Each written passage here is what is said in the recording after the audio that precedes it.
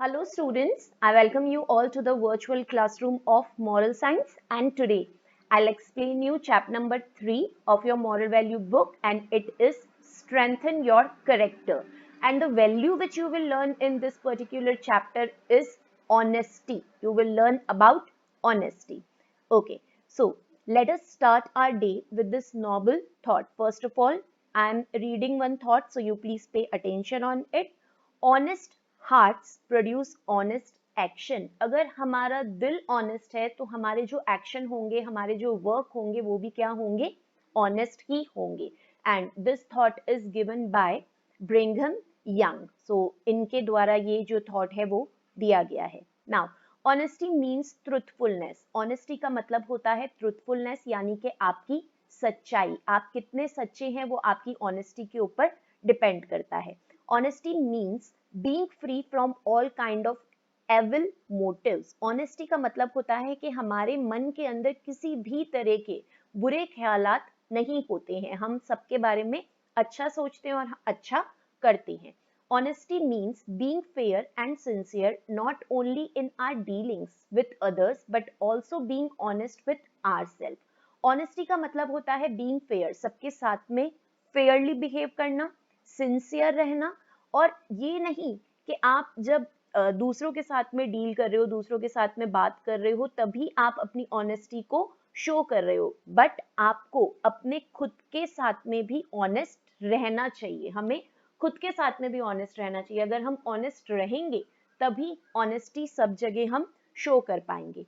When a person is fair and sincere in his character and behavior, कभी भी कोई इंसान अगर फेयर होता है, सिंसियर होता है अपने करेक्टर के अंदर, अपने बिहेवियर के अंदर, we say that he is an honest person. तो हम कहते हैं कि ये जो पर्टिकुलर पर्सन है ये क्या है? एक ईमानदार पर्सन है, एक ऑनेस्ट पर्सन है. If we are honest people believe us. और सबसे बड़ी बात, अगर हम ऑनेस्ट होंगे तो लोग क्या करेंगे? हमारे ऊपर विश्वास करेंगे, हमारा बिलीव करेंगे. N honest person is respected by all. एक ऑनेस्ट पर्सन की हर एक इंसान रिस्पेक्ट करता है. He has a good position in the society. Honest person की सोसाइटी के अंदर एक बहुत अच्छी पोजीशन होती है.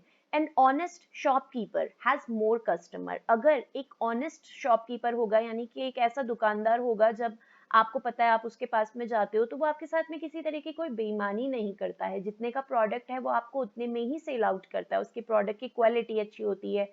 जो उसके प्रोडक्ट्स होते हैं वो मैन्युफैक्चरिंग डेट के अंदर अंदर ही होते हैं, एक्सपायर्ड प्रोडक्ट नहीं होते हैं. तो आपको उसके ऊपर एक तरीके से विश्वास होता है. तो अगर आप ऐसे ऑनेस्ट शॉपकीपर के पास में जाते हैं तो ऑब्वियसली उसके पास में जो कस्टमर्स होंगे वो कितने होंगे? बहुत ज्यादा कस्टमर्स होंगे. जबकि अगर एक डिसऑनेस्ट शॉपकीपर होगा, अगर लोगों को पता चल जाएगा कि ये जो शॉपकीपर है ये डिसऑनेस्ट है, ये बेईमानी करता है, तो उसके पास में ज्यादा कस्टमर नहीं जाएंगे. जब लोगों को पता चलेगा कि नहीं ये डिसऑनेस्ट है, तो उसके पास में जो कस्टमर्स का नंबर है वो डे बाय डे डिक्रीज होता चला जाएगा. An honest man is fair in all walks of life. अगर एक ऑनेस्ट इंसान है, एक ईमानदार इंसान है, तो वो जिंदगी के हर काम को ऑनेस्टली ही करता है. Okay. Honesty is a Nobel virtue. Honesty एक नोबल वर्च्यू होती है, यानी अगर हम एक बार ऑनेस्ट रहना सीख जाते हैं तो वो लाइफ टाइम तक हम ऑनेस्ट ही रहते हैं. हम कभी किसी के साथ में डिसऑनेस्टी नहीं करते हैं. If all people become honest, the society will become an ideal society. अगर जितने भी लोग हमारे वर्ल्ड में रहते हैं वो सब ऑनेस्ट हो जाएं तो क्या होगा? हम जिस सोसाइटी में रहते हैं वो पूरी सोसाइटी क्या कहलाएगी? एक आइडियल सोसाइटी कहलाएगी. ऐसा कहलाया जाएगा कि यहाँ पर जितने भी लोग रहते हैं वो सब ही ईमानदार हैं, वो ऑनेस्ट हैं. We all are humans and all humans make mistakes. देखिए, हम सब इंसान हैं, हम सब ह्यूमंस हैं, और हर एक इंसान अपनी लाइफ में कभी ना कभी किसी ना किसी तरह की मिस्टेक करता ही करता है. ओके. ऐसा जरूरी नहीं है कि कोई इंसान कभी गलती ना करे. आज नहीं तो कल किसी ना किसी से कोई ना कोई मिस्टेक जरूर होती है.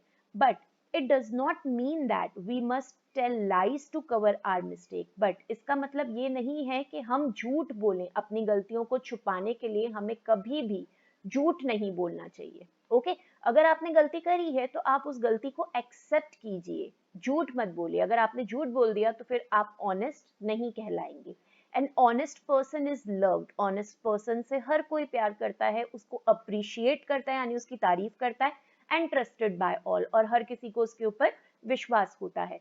Sometimes an honest person has to suffer for a while, but finally, when the truth of his honesty is revealed, he regain his lost dignity and honor.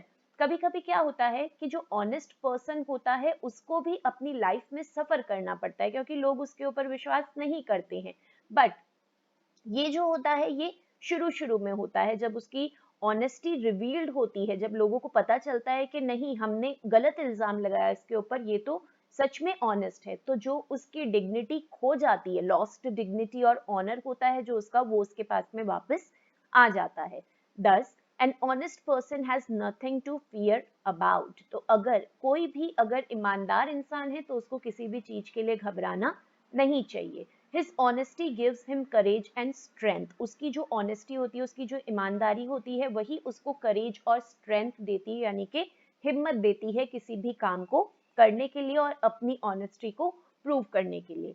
It is possible that this honesty may give success for a short period of time. कभी कभी ऐसा भी होता है कि हम बेईमान रहते हैं तो हमें सक्सेस मिलती है, लेकिन ईमानदारी से काम करते हैं तो हमें सक्सेस नहीं मिलती है. लेकिन बेईमानी से मिली हुई जो सक्सेस होती है वो सिर्फ शॉर्ट पीरियड ऑफ टाइम के लिए होती है, कुछ समय के लिए होती है, वो लंबे समय तक नहीं चलती.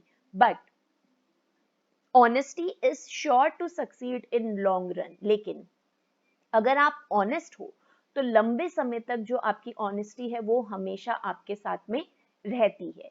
Even if a persons dishonesty remain undetected, he is likely to be outstripped by his more honest rivals, and in addition he will at a risk of an ignominious conviction which can ruin his reputation and cruelly wound the heart of his friends and parents. कभी कभी ऐसा होता है कि जो dishonest person होता है उसकी जो डिसऑनेस्टी है वो सबके सामने नहीं आती है, बट एक ना एक दिन ऐसा जरूर आता है कि जो ऑनेस्ट पर्सन होता है वो उसकी जो डिसऑनेस्टी है वो लोगों के सामने लेकर आता है. तो इसमें क्या होगा, जो ऑनेस्ट पर्सन है वो कभी नहीं घबराता, क्योंकि वो तो हमेशा ही सच्चा है, उसको किसी से घबराने की जरूरत नहीं है. घबराता कौन है, रिस्क में कौन होता है, डिसऑनेस्ट पर्सन होता है.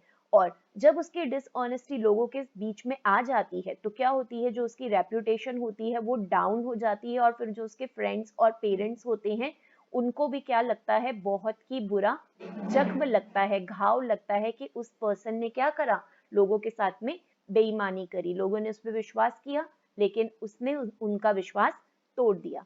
People like clerks, government employees and merchants try to make their own way in the world through dishonest means. तो काफी लोग ऐसे होते हैं, जैसे कि कुछ क्लर्क्स होते हैं, गवर्नमेंट एम्प्लॉयज होते हैं, या कुछ मर्चेंट्स होते हैं, वो क्या करते हैं, अपने काम को, अपने फायदे को निकालने के लिए वो कुछ ना कुछ गलत काम कर देते हैं ताकि उनको प्रॉफिट हो. ठीक है, डिसऑनेस्टी को वो फॉलो करते हैं. They make huge money by cheating and bribe. तो वो क्या करते हैं, चीटिंग करते हैं, धोखाधड़ी करते हैं किसी के साथ में, तो उससे उनको पैसे तो बहुत मिलते हैं, but the wealth so obtained as a rule is rapidly squandered and never comes back. But बेईमानी से कमाया हुआ पैसा जो होता है वो ज्यादा समय तक नहीं रहता है. जितनी जल्दी से वो पैसे को कमाते हैं उतनी ही रैपिडली, उतनी ही स्पीड से वो पैसा वापस उनसे दूर चला जाता है और फिर वो वापस कभी भी लौट के उनके पास में नहीं आता है. सो अब ऑनेस्टी से ही रिलेटेड एक स्टोरी है, एक ऑनेस्ट बॉय से रिलेटेड, तो वो हम अब पढ़ेंगे. सो देखिए, this story is related to a boy name Basant. Basant was a poor orphan boy. Orphan का मतलब होता है अनाथ, जिसके पेरेंट्स नहीं होते हैं. ही lived with his younger brother Pratap. तो जो बसंत था वो अपने यंगर ब्रदर यानी कि बड़े भाई के साथ में रहता था, जिसका नाम था Pratap, in a shepherd village. Basant was very hard working and an honest boy. Basant जो था वो बहुत ही हार्ड वर्किंग था और ऑनेस्ट यानी कि ईमानदार लड़का था. During the day he used to sell small things of daily use.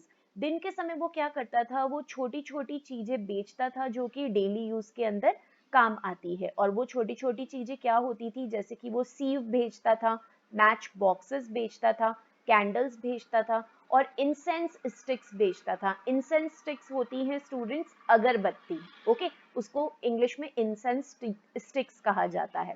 Eight night he use to attend night school, दिन के समय वो चीजें बेचता था ताकि वो कुछ मनी अर्न कर सके, और रात के समय वो क्या करता था, नाइट स्कूल में जाता था अपनी स्टडीज को गेन करने के लिए।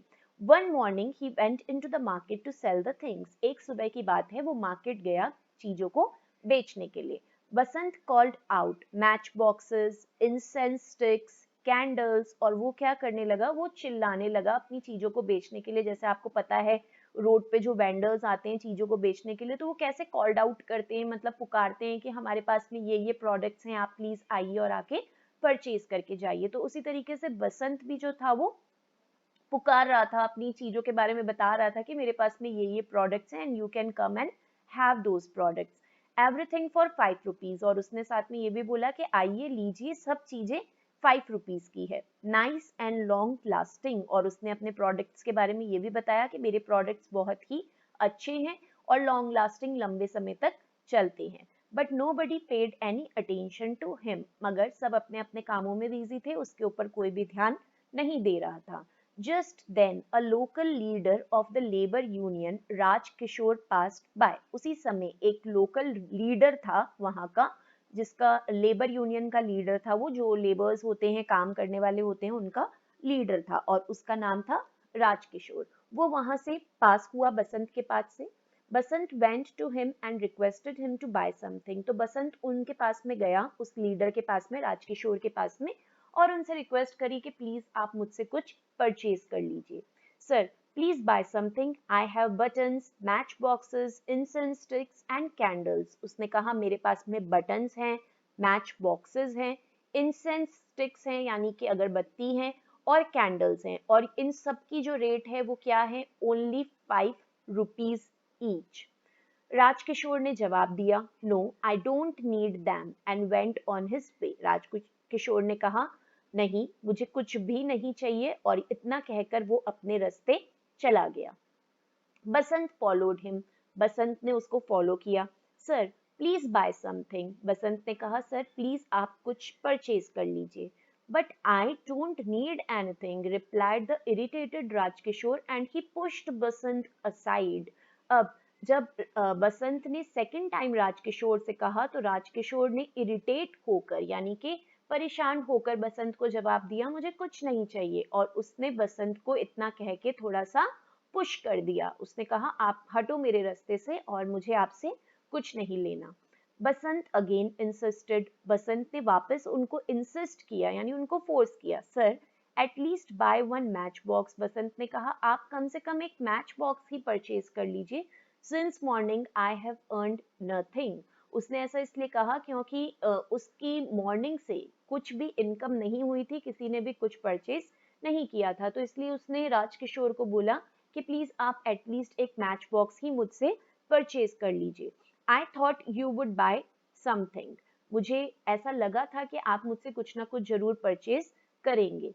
Rajkishore took out a 10 rupee note, Rajkishore ने एक 10 रुपी का नोट निकाला अपनी पॉकेट में से, and said take this money and go away. उसने वो 10 रुपीज का नोट बसंत को ऑफर करते हुए कहा, लो ये तुम ये पैसे लो और यहाँ से चले जाओ। मतलब वो कुछ परचेज नहीं कर रहा था, वो सिर्फ उसको यूं ही 10 रुपीज का नोट दे रहा था बिना कुछ परचेज किए। अब देखिए रिप्लाई में बसंत ने क्या कहा, Basant said sir what is this, I am not a beggar, आप मुझे पैसे क्यों ऑफर कर रहे हो, मैं कोई बैगर नहीं हूं, मैं कोई भिखारी नहीं हूं। आई am not asking for arms, मैं आपसे मदद नहीं मांग रहा, मैं आपको सिर्फ ये कह रहा हूं कि मेरे पास में जो प्रोडक्ट्स हैं आप वो परचेज करिए, और उसके रिटर्न में, एक्सचेंज में आप मुझे मनी दीजिए, ना कि आप मुझे इस तरीके से मनी ऑफर करे बिना कुछ परचेज करे। राजकिशोर वॉज हाईली मूव्ड, उसकी ये बात सुन के राजकिशोर को अच्छा लगा। He searched his pocket and said, उसने अपनी पॉकेट सर्च करी और कहा, young man I don't have change, उसने कहा मेरे पास में चेंज नहीं है, यानी कि 5 रुपीज की चेंज नहीं है। Otherwise I would have bought something from you, अगर मेरे पास 5 रुपीज होते तो मैं आपसे कुछ ना कुछ जरूर परचेज करता।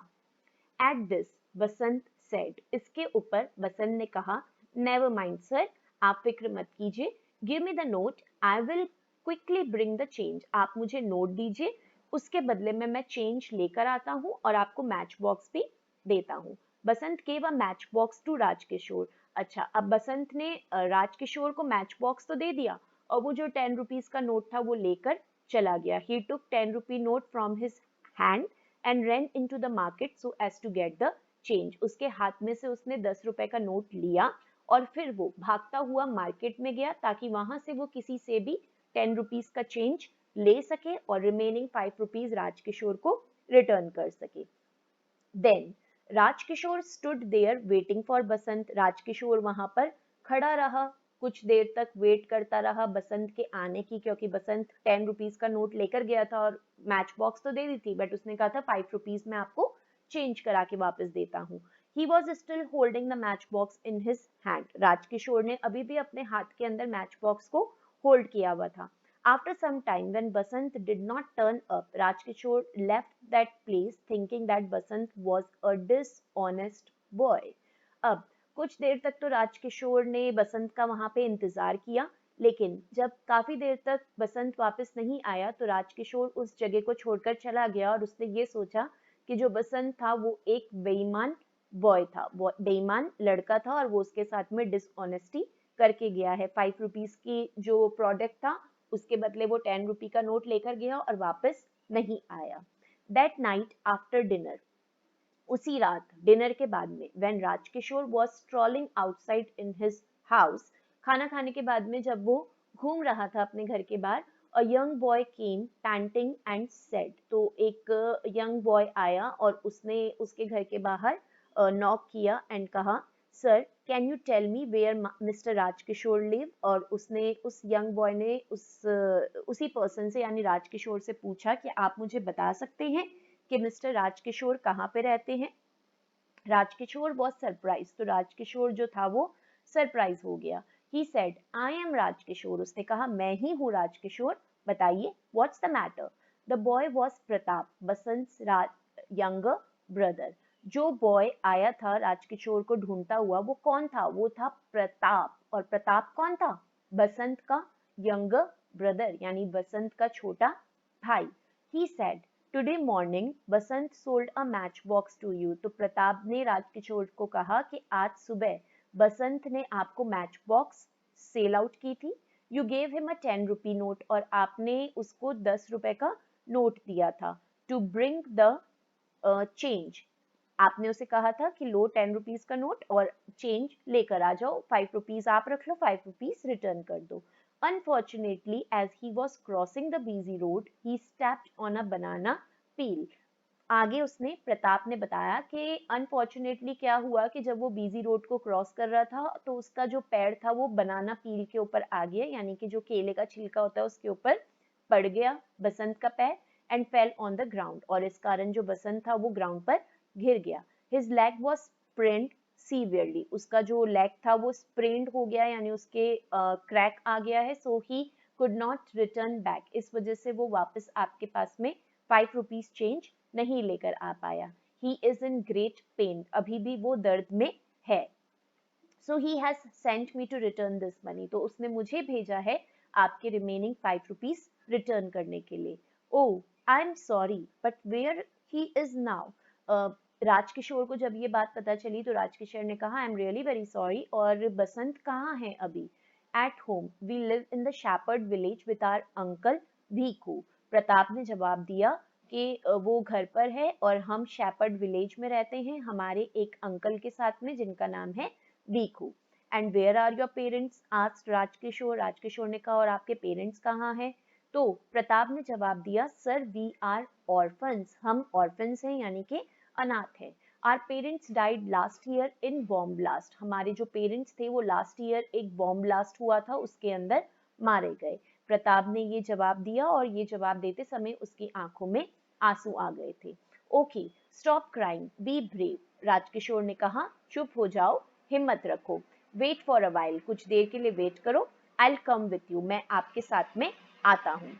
Rajkishore called one of his servant and said, Rajkishore ने अपने एक सर्वेंट को बुलाया और कहा, Amar Singh, I am going to the shepherd village. जो उसका सर्वेंट था राजकिशोर का, उसका नाम था अमर सिंह। उसने कहा, मैं शेपर्ड विलेज में जा रहा हूँ, you come there with doctor Verma. आप भी वहां पर आइए और डॉक्टर वर्मा को अपने साथ में लेकर आना।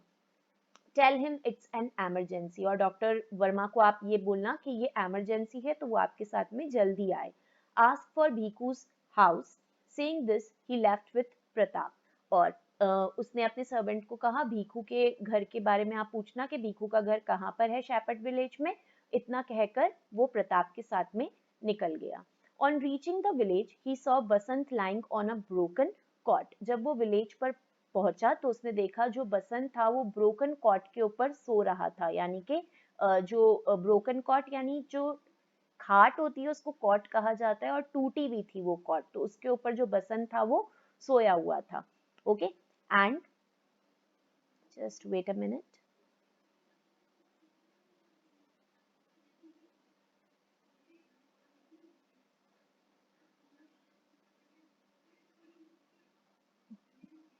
Broken cot crying in pain, और वो दर्द से करहा रहा था। When Basant saw Rajkishore he stopped crying and tried to get up. जब बसंत ने राजकिशोर को देखा तो उसने रोना बंद किया और खड़ा होने की कोशिश करने लगा। But Rajkishore said, no do not get up. But Rajkishore ने कहा, खड़े मत हो, the doctor is coming soon, you will be fine. Doctor आ रहे हैं और आप जल्द ही ठीक हो जाओगे। Soon after Amar Singh appeared with doctor Verma, और कुछ ही देर में वहां पर अमर सिंह जो राजकिशोर का सर्वेंट था आ गया, और उसके साथ में डॉक्टर वर्मा भी थे। Doctor Verma examined Basant and said, doctor Verma ने बसंत को एग्जामिन किया और कहा, यू आर लकी, तुम बहुत ही लकी हो। It is only a hairline fracture, तुम्हें सिर्फ हेयर लाइन फ्रैक्चर हुआ है, छोटा सा फ्रैक्चर है, बहुत बड़ा घबराने वाली बात नहीं है। यू विल रिकवर सुन, तुम बहुत जल्दी रिकवर हो जाओगे। But right now we must admit you to a hospital, but अभी हमें तुमको हॉस्पिटल में एडमिट करवाने की जरूरत है। But sir I am a poor boy. तो बसंत ने क्या कहा, मैं तो बहुत ही पुअर हूँ, मतलब बहुत ही गरीब हूँ। I can not afford the hospital expenses, मैं हॉस्पिटल का जो खर्चा है वो अफोर्ड नहीं कर सकता। एट दिस राजकिशोर सेड, इस पॉइंट पर राजकिशोर ने कहा, no my son, you are not poor, तुम गरीब नहीं हो। You possess a wealth which many people do not have, तुम्हारे पास में एक ऐसी दौलत है जो बहुत सारे लोगों के पास में नहीं होती है। और वो जो दौलत है वो क्या है, तुम्हारी honesty. Your honesty is your wealth which a very few of us have. ये जो ऑनेस्टी है यही तुम्हारी दौलत है, और जो कि बहुत ही कम लोगों में देखने को मिलती है। डोंट वरी अबाउट मनी, तुम पैसों की चिंता मत करो। I will take care of everything, मैं हर चीज का ध्यान रखूंगा। Moreover moreover, after you recover from your injury, I will arrange a very good job for you. और एक बार जब तुम्हारी इंजरी, तुम्हारी ये जो चोट है वो ठीक हो जाएगी, तब मैं तुम्हारे लिए एक अच्छी जॉब का भी इंतजाम करूंगा। Basant begin to smile and thank Rajkishore for his help. ये सुनकर बसंत के चेहरे पर स्माइल आ गई और उसने राजकिशोर को थैंक यू किया उसकी हेल्प के लिए। So children, you see, Basant was an honest boy. तो देखा आपने, बसंत क्या था, एक ऑनेस्ट बॉय था, ईमानदार लड़का था। His honesty made him great, उसकी ऑनेस्टी ने, उसकी ईमानदारी ने ही उसको महान बनाया। A dishonest person is never liked or trusted by anyone. अगर dishonest person होता है तो उसको कोई भी like नहीं करता और उस पर कोई भी विश्वास नहीं करता है। He may be successful for some time. जो dishonest person होता है उसको कभी successfulness मिल सकती है, यानी कि उसको कामयाबी मिल सकती है, but sooner or later his dishonesty is revealed. मगर आज नहीं तो कल क्या होता है, उसकी जो डिसऑनेस्टी होती है, बेईमानी होती है, वो सबके सामने आती है। And nobody trust him again, और उसके बाद में कोई भी उसके ऊपर विश्वास नहीं करता है। A dishonest man leads a life of continued dread with his misdeeds. जो डिसऑनेस्ट मैन होता है वो अपनी लाइफ को हमेशा गलत कामों के साथ में ही करता रहता है, और जिस दिन वो रिवील होती है in the light of the day, will be revealed in the light of the day. कभी ना कभी ऐसा दिन जरूर आता है कि जो उसकी डिसऑनेस्टी होती है वो लोगों के सामने जरूर आती है। डिसऑनेस्टी इन द बिगनिंग में गिव टेम्पररी सक्सेस। डिसऑनेस्टी से कभी कभी ऐसा भी होता है कि स्टार्टिंग में तो सक्सेस मिलती है, बट वो टेम्पररी होती है, वो परमानेंट नहीं होती है, वो कुछ समय के लिए होती है. However, at the end, it result in disgrace and punishment. लेकिन जब लोगों के सामने डिसऑनेस्टी आ जाती है किसी पर्सन की, तो वो जो इंसान है वो सबके सामने शर्मिंदा हो जाता है और उसको फिर पनिशमेंट भी जरूर मिलता है.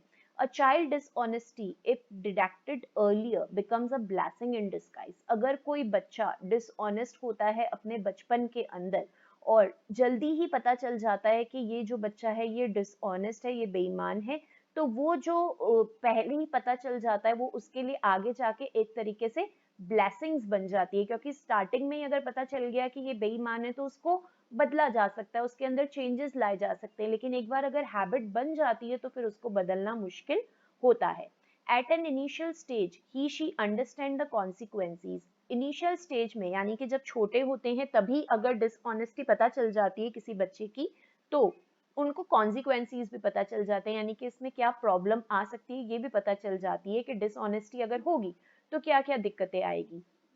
And does not grow to become a dishonest man and women. और बचपन में ही जब ये चीज पता चल जाती है तो वो एक बड़े होने के बाद में डिसऑनेस्ट मैन या वुमेन नहीं बनते हैं. बट इफ डिलेड, लेकिन अगर पता चल जाता है कि वो डिसऑनेस्ट है फिर भी उसको डिले किया जाता है, तो dishonesty results in life long disgrace, रूइन and sometimes imprisonment. तो वो जो डिसऑनेस्टी है वो हमेशा के लिए डिसग्रेस बन जाती है, एक तरीके से श्राप बन जाती है, और कभी कभी इतनी ज्यादा प्रॉब्लम्स बढ़ जाती है डिसऑनेस्टी के कारण कि उस पर्टिकुलर पर्सन को इम्प्रिजनमेंट भी हो जाती है, यानी कि जेल भी जाना पड़ जाता है. The higher the height to which a dishonest man has reached, the greater and more painful in is his eventual fall. जितना ज्यादा डिसऑनेस्टी करते हैं उतना ही बुरा रिजल्ट मिलता है उसका. ओके, स्टार्टिंग में जरूर नहीं मिलेगा, लेकिन एक ना एक दिन ऐसा जरूर आता है कि उस डिसऑनेस्टी का रिजल्ट